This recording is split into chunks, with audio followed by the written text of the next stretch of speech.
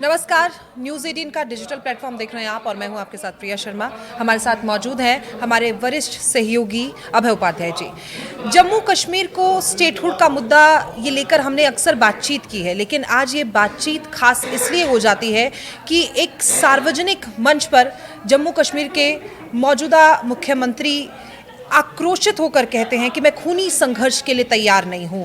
जम्मू कश्मीर को स्टेटहुड मिलना चाहिए, हालात बदलने में समय नहीं लगता। लेह में जो हिंसा हुई हम सबको याद है। कैसे देखते हैं आप उनके इस बयान को? इसमें दो बातें नज़र आती हैं। एक तो ऐसा लगता है कि उमर अब्दुल्ला थोड़ा डेस्परेट हो रहे हैं। वो बार बार याद भी दिला रहे हैं सेंटर को कि आपने कहा था कि 3 स्टेज में स्टेटहुड का दर्जा जो है दोबारा मिल जाएगा जम्मू कश्मीर को। पहला वो याद दिलाते हैं कि डिलिमिटेशन की बात आपने कही थी, वो हो गया। दूसरा था राज्य में चुनाव हो जाना, इलेक्शंस हो गए, इलेक्टेड गवर्नमेंट आ गई, तो उनका कहना है कि फिर स्टेटहुड मिलने में देरी किस बात की है। और ये बात पहले से बोलते रहे हैं वो, और बड़े संवैधानिक दायरे में रहकर और बहुत ही डेमोक्रेटिक तरीके से बात करते रहे हैं। लेकिन हाँ, अभी जो कल उनका जो बयान आया है उसको देखकर लगता है कि थोड़ा वो डेस्परेट है। उनको लगता है कि जल्दी से मिल जाए।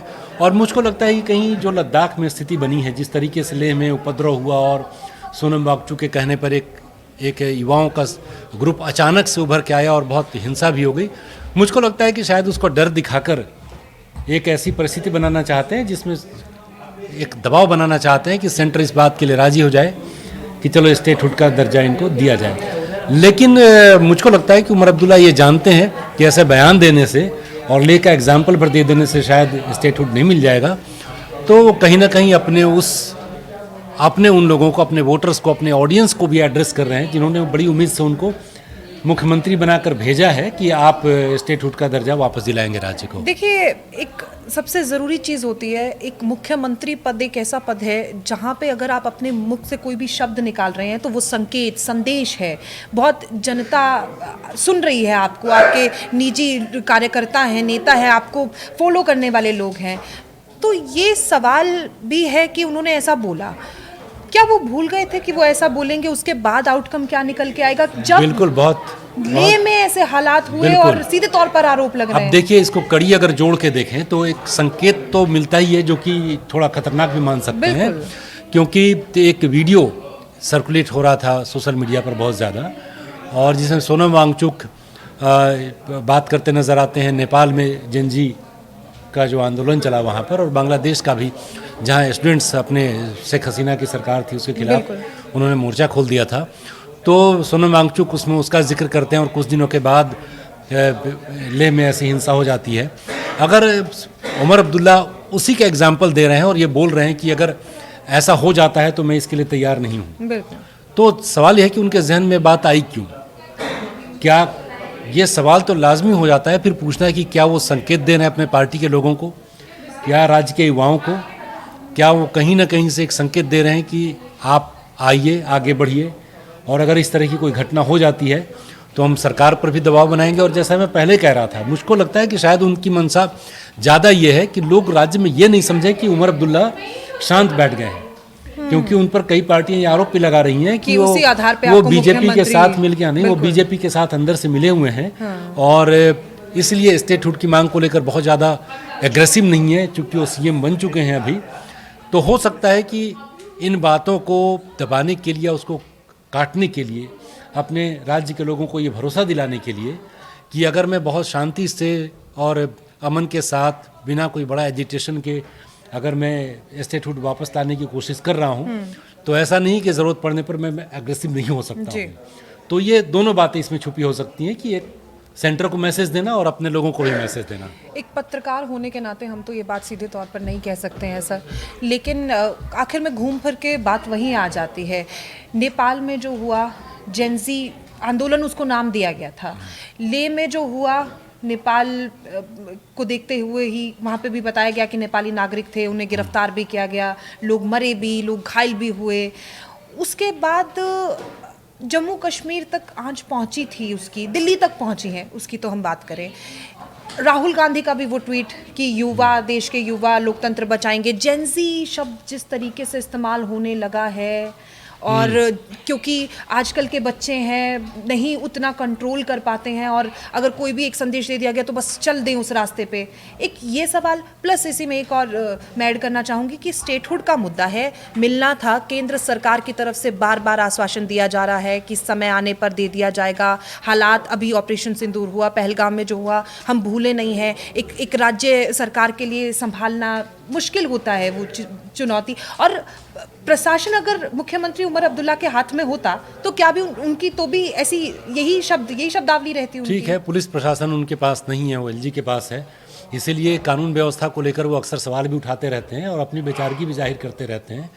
इससे थोड़ा अलग मुद्दा था, वहाँ भी उन्होंने एलजी के प्रशासन पर सवाल उठाया था जब टूरिज़्म की बात कर रहे थे कि मैं और हमारी कैबिनेट के लोग जो हैं वो दूसरे राज्यों में जा रहे हैं और लोगों को कन्विंस कर रहे हैं कि हमारे यहाँ कानून व्यवस्था की स्थिति अच्छी हो गई है, आप आइए वहाँ पर।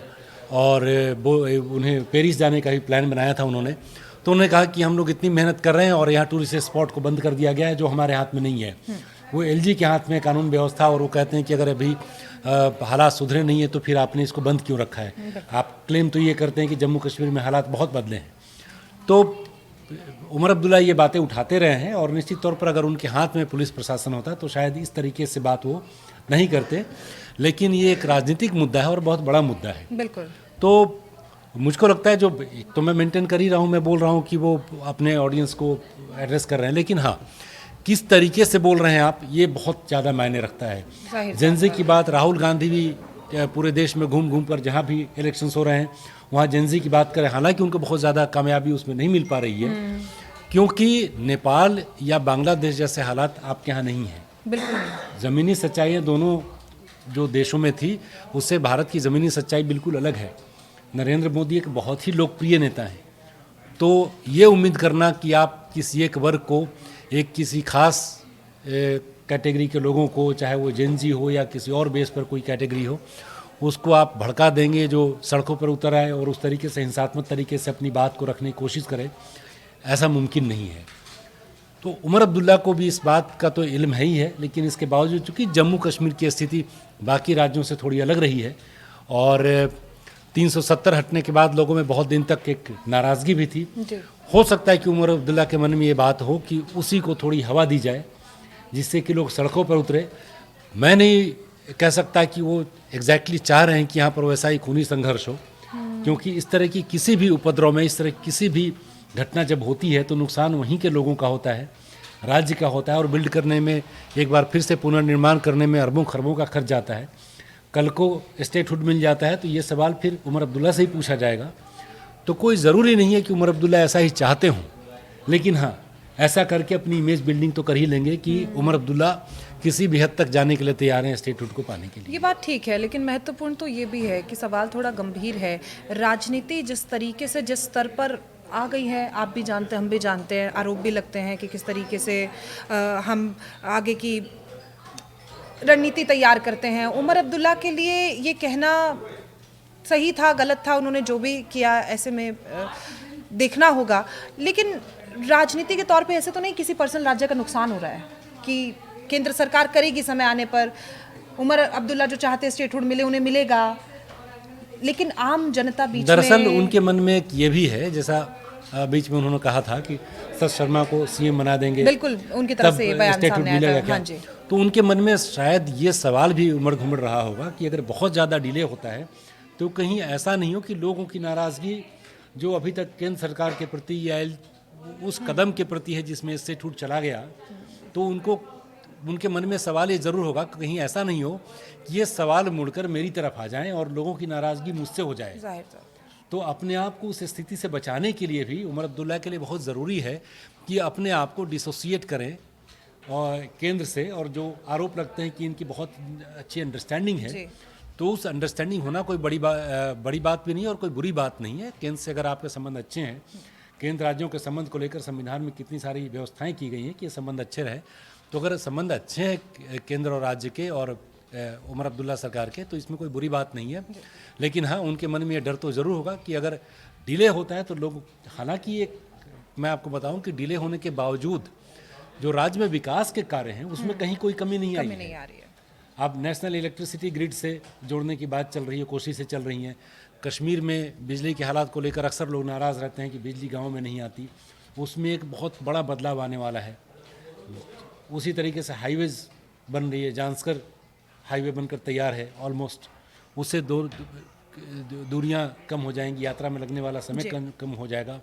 जोजिला पास में काम बहुत तेज़ी से चल रहा है, तो डेवलपमेंटल वर्क जो है वो चल रहा है, उसमें कोई कमी नहीं आई है और वो भी समझते हैं और आज के लोगों की भी नज़र उसके ऊपर है। लेकिन स्टेटहुड अगर स्टेट था तो उसको मिलना चाहिए, इसमें कोई दो मत नहीं है। और ये एक इमोशनल इशू भी बन चुका है कि जब कोई चीज़ हमारी थी 370 तो आपने हटा दिया, अब स्टेटहुड का दर्जा भी ले लिया तो कम से कम वो तो वापस करिए। तो अपने आप को इस मुद्दे से उमर अब्दुल्ला दूर नहीं रखना चाहते हैं, इसलिए वो उनका स्टैंड थोड़ा एग्रेसिव है। देखिए, हमने इस मुद्दे पर बात की, विस्तार से की। मुद्दा थोड़ा संवेदनशील भी है क्योंकि वर्तमान मुख्यमंत्री की तरफ से कहना है कि मैं खूनी आक्रोश के लिए तैयार नहीं हूँ। स्टेटहुड की जब तक वो मांग कर रहे थे, हमने आपको पहले भी बताया, अभी भी बताया कि वो समझ आ रहा था क्योंकि सुप्रीम कोर्ट का वादा उनकी तरफ से कहना है हम तो हमारी मांग रहे हैं, बहुत शांति से मांग रहे हैं। लेकिन अब ये मुद्दा कहाँ तक जाएगा, किस तरीके से केंद्र सरकार कैसे इस पर ध्यान देगी और आगे मुख्यमंत्री उमर अब्दुल्ला का ये बयान किस तरीके से वो खुद को पेश करते हैं, क्योंकि हमारे सहयोगी की तरफ से भी कहा गया था कि उनका ऐसा तो मतलब नहीं होगा कि कोई खूनी संघर्ष हो।